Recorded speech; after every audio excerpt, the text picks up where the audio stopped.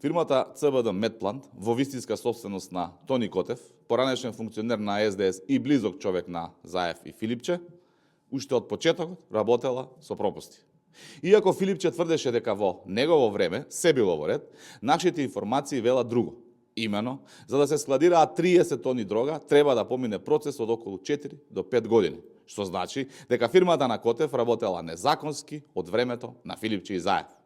Денес, Заев и Филипче бегаат од името Тони Котев како од ѓаволот. Се прават дека не го знаат, а до вчера се сликаа со него.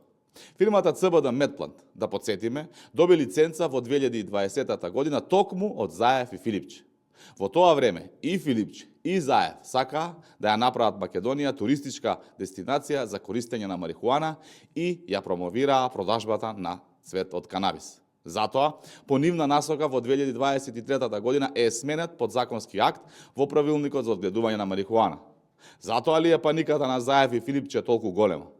Дали се точни нашите информации дека овие двајца имаат удел во бизнисот со канабис и се фатени во тесно?